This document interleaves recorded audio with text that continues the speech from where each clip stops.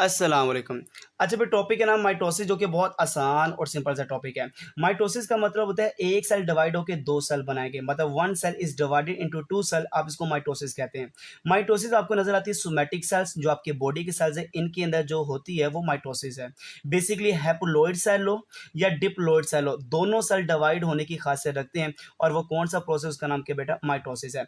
इसकी सबसे बड़ी ये पहचान है कि जब भी एक सेल से दो सेल बनते हैं तो जो number of chromosome remain same in daughter cell मतलब डॉटर सेल के अंदर जो नंबर ऑफ क्रोमोसोम वो चेंज नहीं होते जितने पेरेंट सेल के पास से उतने ही डॉटर सेल के पास आ जाते हैं जब डिवीजन कौन से होती है माइटोसिस है। माइटोसिस को दो फेज में डिवाइड किया एक है कैरियोकाइनेसिस एक साइटोकाइनेसिस।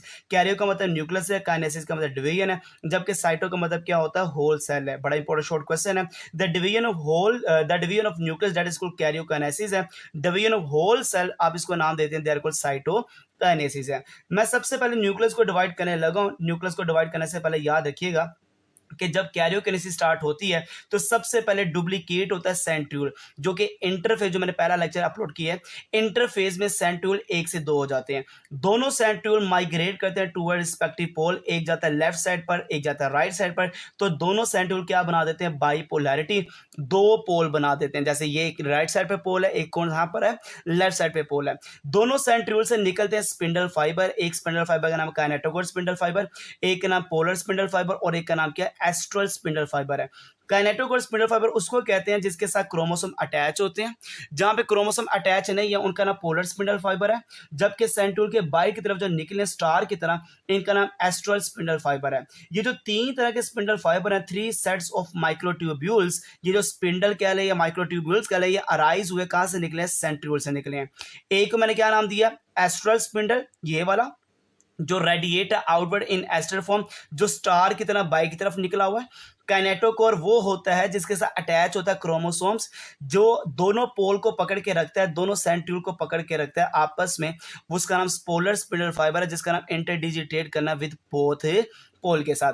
इन तीनों को अगर इकट्ठा नाम देना है तो इसको कहते हैं माइटोटिक अपरेटस। बड़ा इंपॉर्टेंट शॉर्ट क्वेश्चन है। माइटोटिक अपरेटस एक ऐसा स्ट्रक्चर है जो कंपोज हुआ स्पेशलाइज्ड प्रोटीन से जो कि आपको नजर आता है जिसमें एस्ट्रल माइक्रोट्यूबुल जिसमें नाम है पोलर और काइनेटोकोर स्पिंडल फाइबर्स है। अच्छा वो प्रोटीन कौन सा है ये प्रोटीन वाला स्ट्रक्चर वो प्रोटीन का नाम क्या है।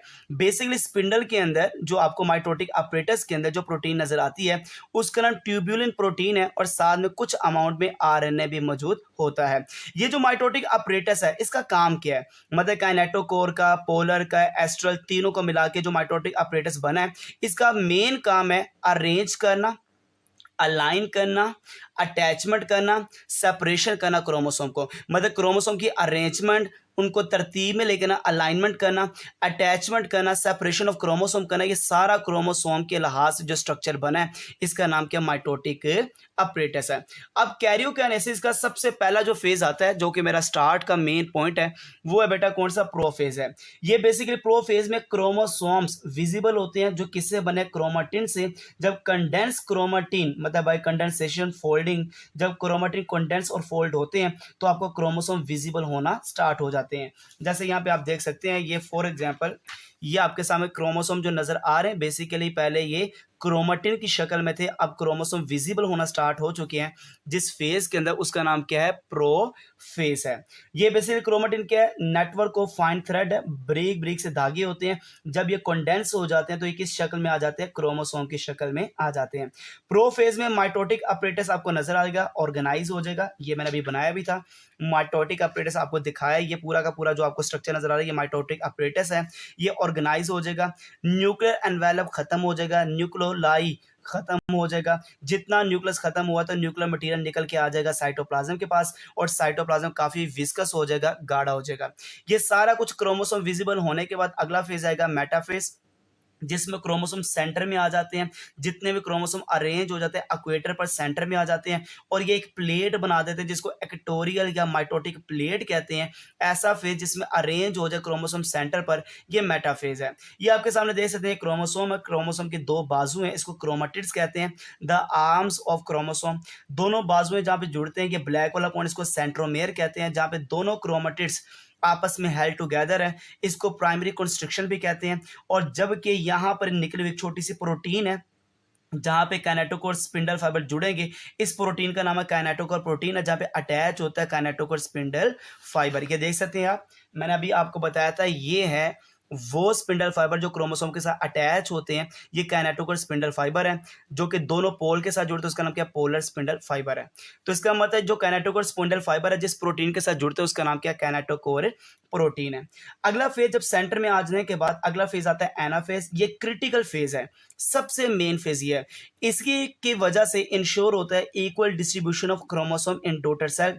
जो आगे बनने वाले सेल हैं उनके पास नंबर ऑफ क्रोमोसोम इक्वल जाएंगे या नहीं जाएंगे, ये डिसाइड करना इस फेज का काम है, इसीलिए इसको क्रिटिकल फेज कहते हैं। अब क्रोमोसोम सेपरेट कैसे हुए, ये देखिए, काइनेटोकोर स्पिंडल फाइबर अपने आप को कॉन्ट्रैक्ट करेगा, अपने आप को कॉन्ट्रैक्ट करने के बाद जो पोलर स्पिंडल फाइबर है ये अपने आप को इलोंगेट करेगा। ये कॉन्ट्रैक्शन होगी, यहाँ पे इलोंगेशन होगी, दोनों की वजह से एक फोर्स बनती है, उसका नाम पुलिंग फोर्स है।